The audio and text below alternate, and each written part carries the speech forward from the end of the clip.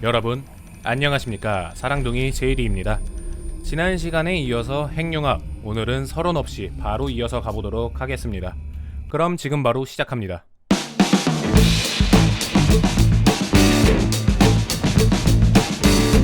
일단 지난 영상에서 말했다시피 핵융합을 일으키기 위해서는 수소 플라즈마의 온도가 1억 켈빈 이상이 되어야 합니다. 일단 이 1억 켈빈을 만드는 것 자체는 아주 쉽습니다. 그냥 레이저로 조져버리면 달궈주면 플라즈마의 온도는 순식간에 올라가거든요. 이미 여러 연구소에서 1억 켈빈의 플라즈마 자체는 만들었고 그 이상의 온도도 이미 여러 번 성공했습니다. 그런데 문제는 플라즈마의 열밀도가 엄청나게 낮다는 겁니다. 그러니까 플라즈마의 온도를 올리는 것 자체는 정말 쉬운데 이 플라즈마가 융합로 벽에 닿는 순간 그대로 식어버리면서 핵융합 그런 거 안 일어난다는 거죠. 그래서 과학자들은 한 가지 꼼수를 부리게 됩니다.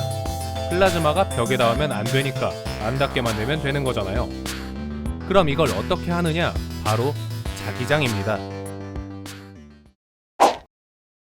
자기장을 어떻게 써먹느냐를 보기 위해서는 전자기장에 대해서 알아봐야 하는데 귀찮으니까 생략하고 단순하게만 살펴봅시다.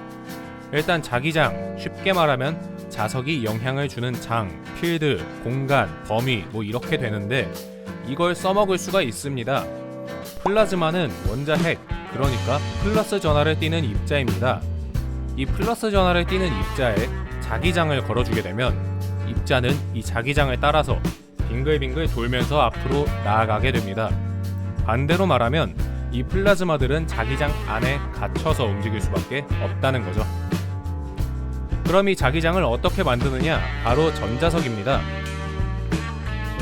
이건 솔레노이드라고 하는 일종의 전자석인데 전선을 둥글게 말아둔, 그러니까 그냥 코일입니다.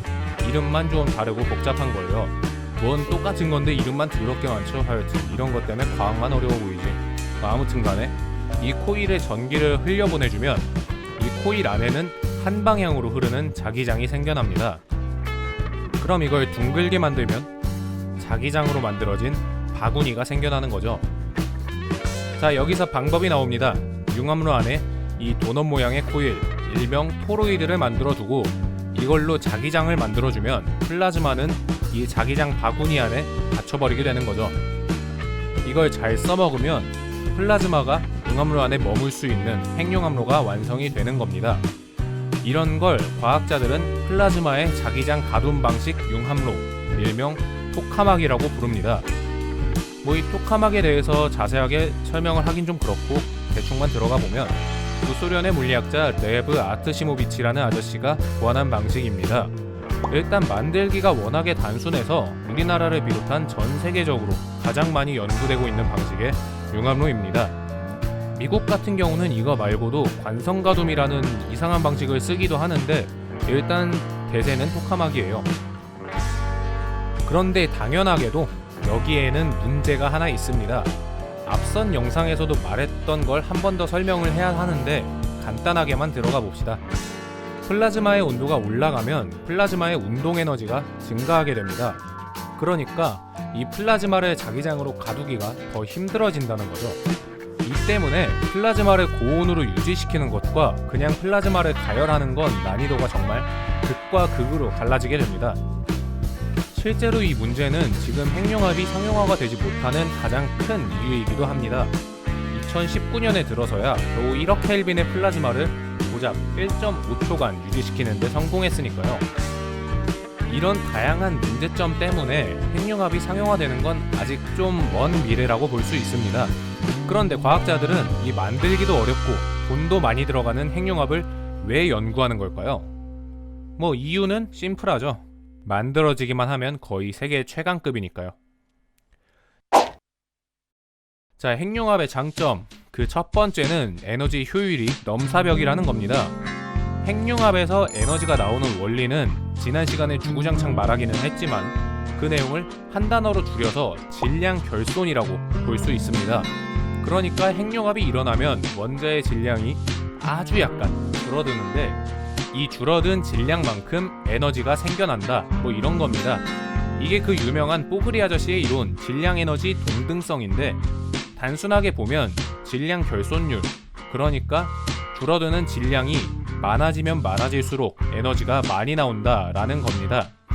중수소 핵융합 같은 경우는 0.65% 정도인데, 원자력 발전에 사용되는 우라늄의 질량 결손율이 0.1% 정도인 걸 살펴보면 원자력 발전보다 대충 7배 정도 높은 효율을 자랑한다는 거죠.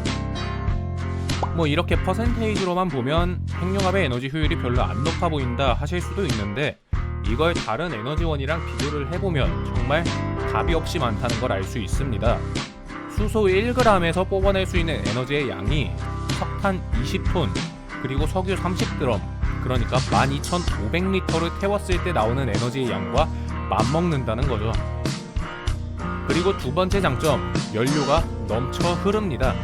일단 경수소는 넘어간다고 하더라도 중수소, 이게 지구상에 정말 넘쳐 흐릅니다. 우선 바닷물에는 수소가 넘쳐 흐르고 그 수소 중에 0.015% 정도가 중수소입니다. 킹무이키의 계산에 따르면 이게 대충 22조 6,500억 톤 정도라고 하는데, 이게 전부 핵융합을 해서 100% 에너지를 뽑아냈다라고 가정을 하면 제 계산으로는 대충 최소한 10억 년, 최대한 50억 년 정도 사용할 수 있는 양이 나옵니다. 그리고 세 번째, 그러면서 동시에 궁극적인 장점, 바로 안정성입니다. 앞에서도 계속 말하기는 했지만 핵융합의 열밀도가 상당히 낮기 때문에 토카막이 박살난다고 해서 융합로가 폭발을 한다거나 하지 않습니다. 그냥 플라즈마가 식어버리고 끝이 나죠.